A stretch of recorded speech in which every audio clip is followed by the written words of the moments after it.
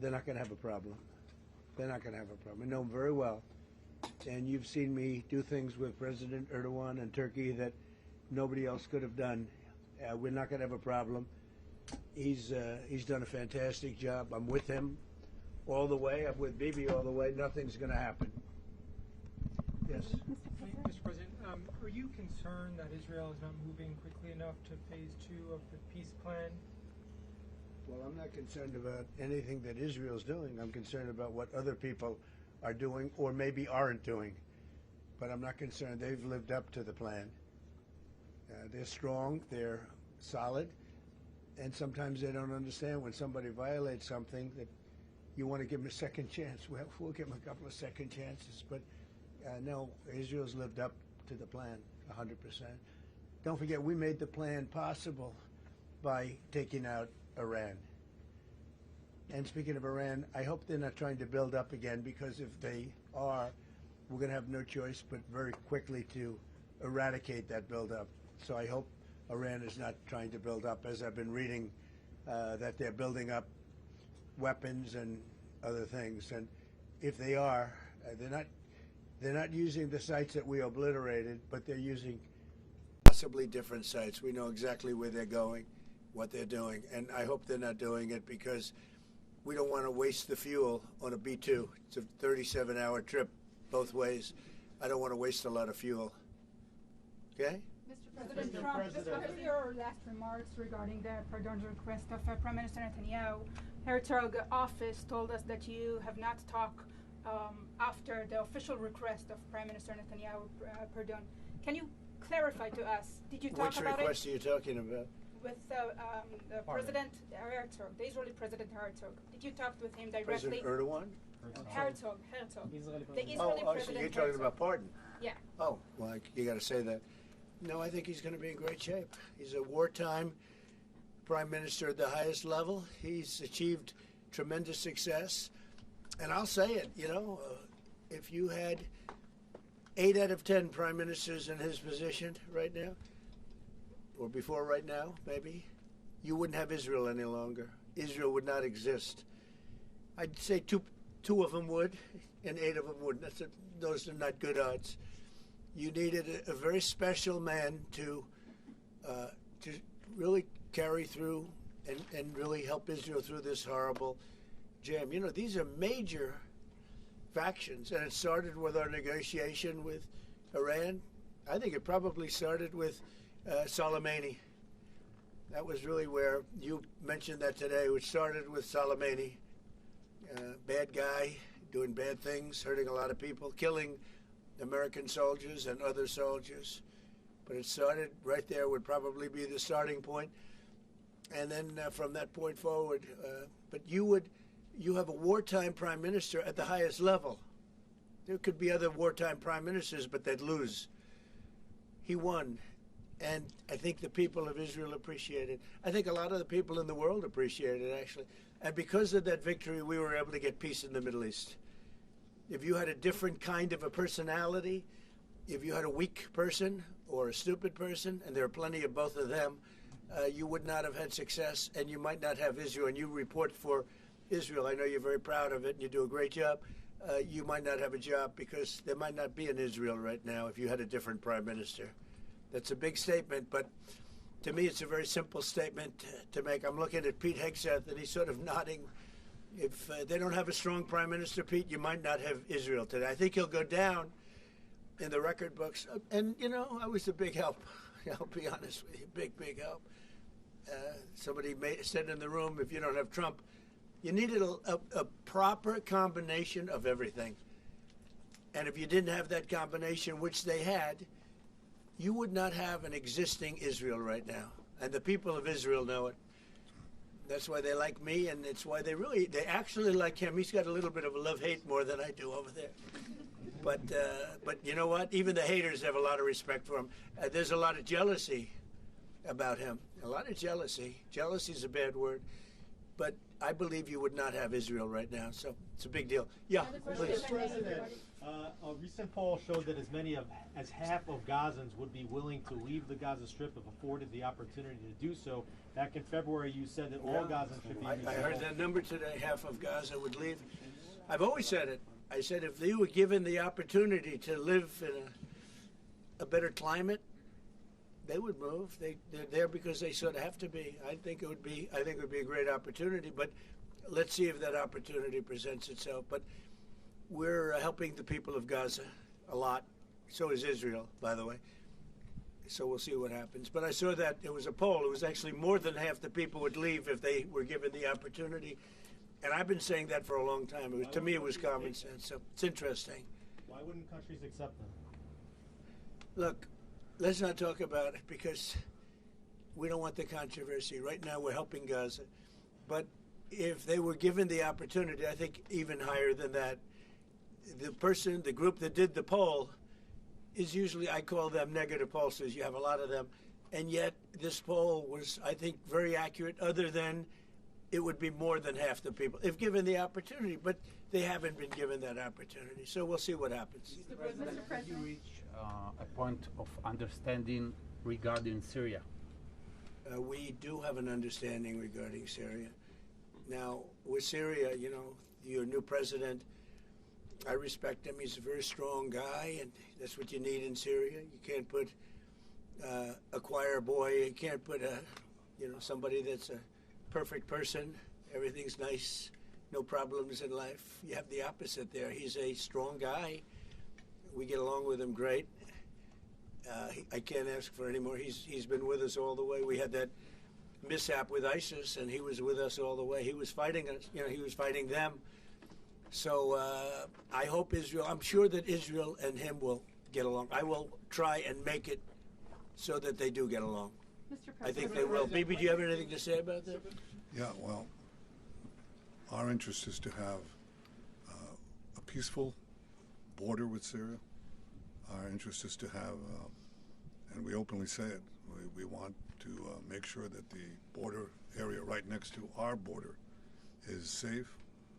We don't have terrorists, we don't have attacks, and we also want to secure our Druze friends. And by the way, I think not only the Druze, but other minorities, especially the Christians, should be protected as well in Syria and throughout the Middle East and in Nigeria. In your efforts, we back completely, because Christian communities are beleaguered around the world, and especially in the Middle East, but in parts of Africa too. And we stand for the same thing. And don't forget, it was President Erdogan that helped very much get rid of a very bad ruler of Syria. That was President Erdogan. And he never wanted the credit for it, but he really gets a lot of credit. Bibi agrees with that. I agree with I know it. And President Erdogan should get a lot of good credit for what he did. He got rid of some very bad people. And, they've been wanting to do that for 1,000 years with different names, but for 1,000 years in Syria. President Erdogan did it, and we give him a lot of credit. I give him a lot of credit. But I think it's going to work out well between Syria and Israel. Mr. President, about Lebanon. Yeah, go ahead, please. The Lebanese government, so what we saw, is not meeting the terms of the ceasefire agreement, has failed to disarm Hezbollah, actually. In your view, should Israel strike the terrorist organization again? Well, we're going to see about that. We'll see about it. The Lebanese government is at a little bit of a disadvantage, if you think of it, with Hezbollah. But Hezbollah has been behaving badly, so we'll see what happens. Mr. President, and China. How close are we to another operation of Israel in Iran? You said before the meeting with Netanyahu that you are in support of Israel if the ballistic missile project will take on, and also the nuclear weapon. But after the meeting, after what you know from the intelligence, how close are we to another war with Iran? Well, I don't want to say that, but Iran may be behaving badly. It hasn't been confirmed. But if it's confirmed, look, they know the consequences. Consequences will be very powerful, maybe more powerful than the last time. Yeah. And Iran should have made a deal the last time. I gave them the option. I said, you can make a deal. Do it. I told them, do it. And They didn't believe me. Now they believe me. Do you have evidence that Iran is behaving badly, and what do you mean by that? This is just what we hear. But usually, where there's smoke, there's fire. Have you heard the expression?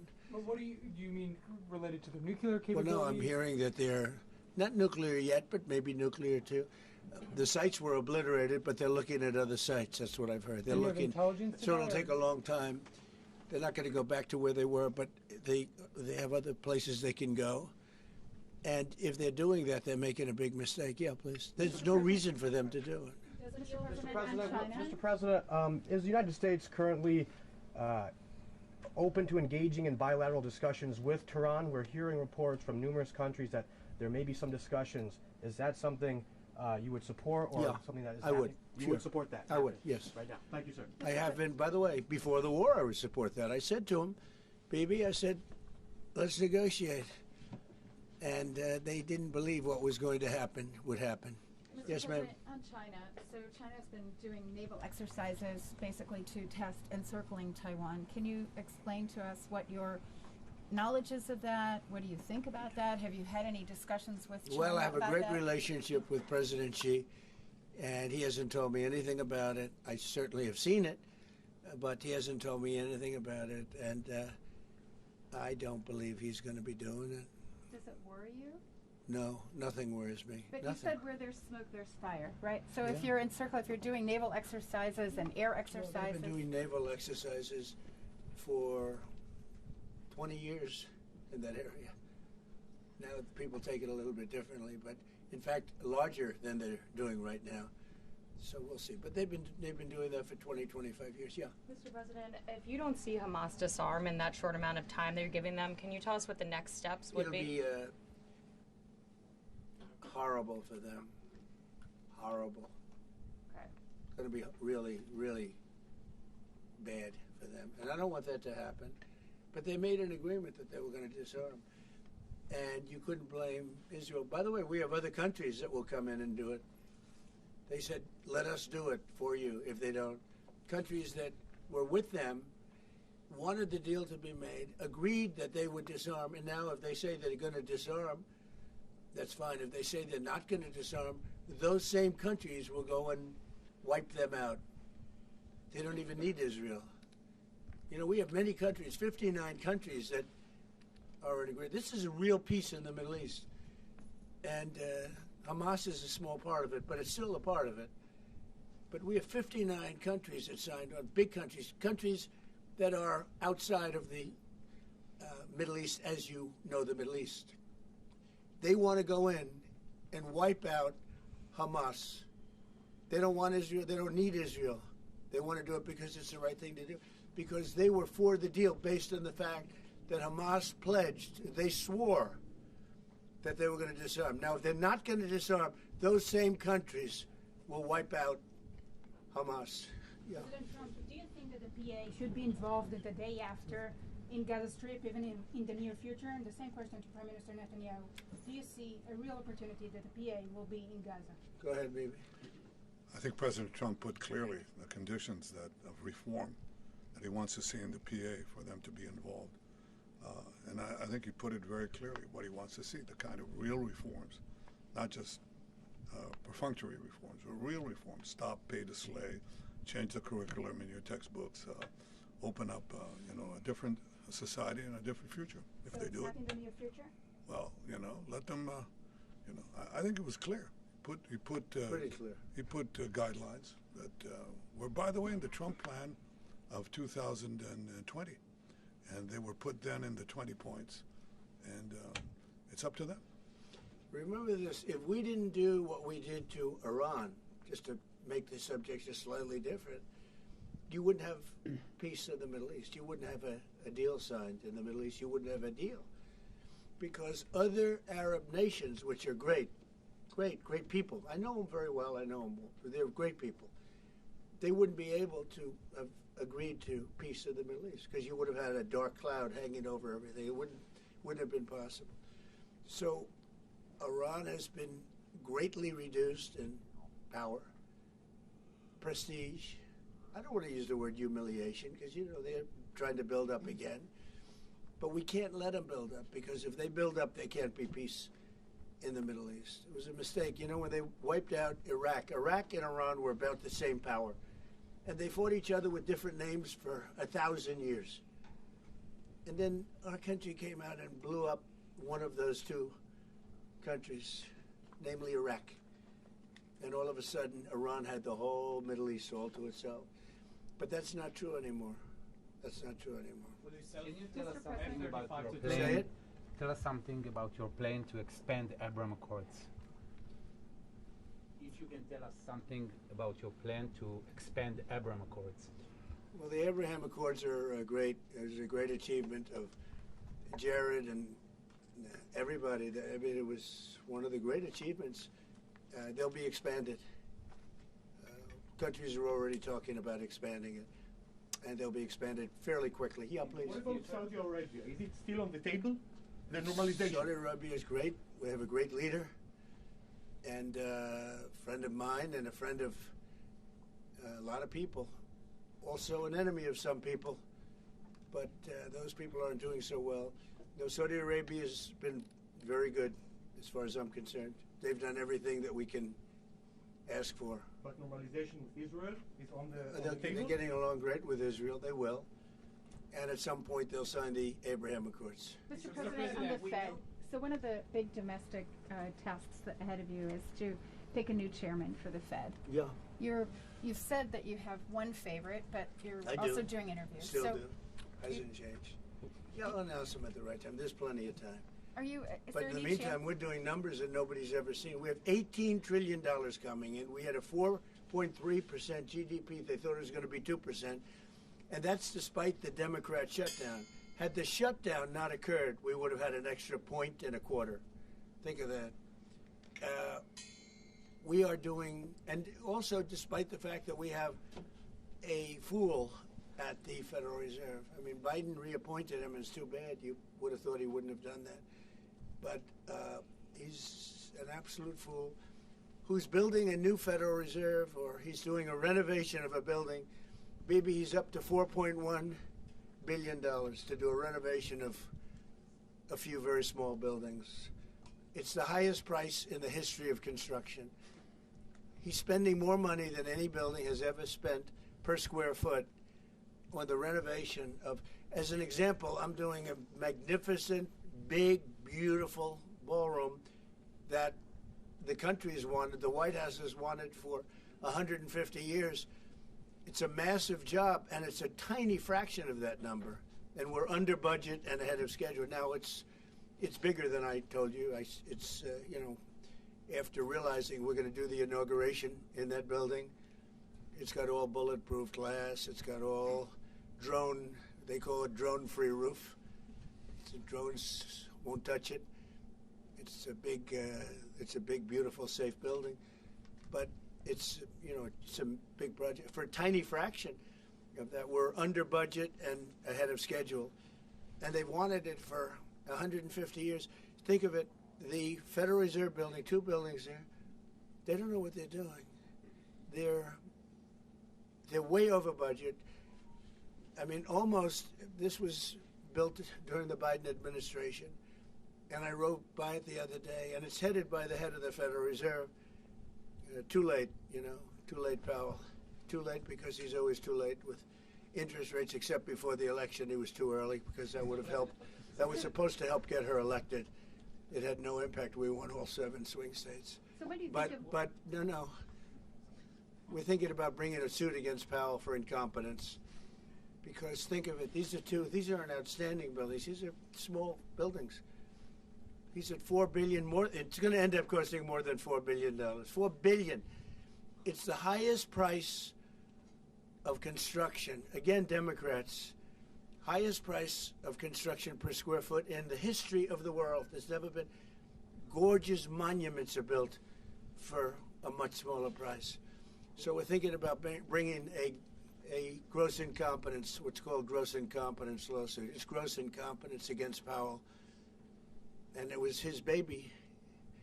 And the guy's just incompetent. I mean, there's nothing you can do about it. He's just a very incompetent man, but we're going to probably bring a lawsuit against him. Thank you all very much. I appreciate it. Bibi, congratulations. Mr. President, when do you expect an announcement then on Powell's replacement? January sometime. And will you ask Jay Powell to resign Well, from he the should board resign, entirely? be a favor to the nation. Will But you- he's come close. I mean, we're getting pretty close. Will you I would still fire him. I'd love to fire him, but we're so close, maybe it, Will but you- maybe I still might. Will you sell F-35 to Turkey? Say it? Are you Will going sell- to approve a selling of F-35 to the Turkey? We're thinking about it very seriously. And what is What your prevented- reaction We'll be to okay. this? They'll never use it on Israel. Thank you, press. I promise Thank you, they'll press. never use it on Thank you, Israel. press. Thank you, press. Thank you, everybody. Thank you, press. Never use it. All right, head this way.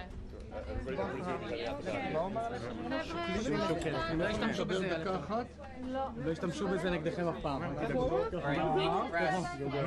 Back up, please.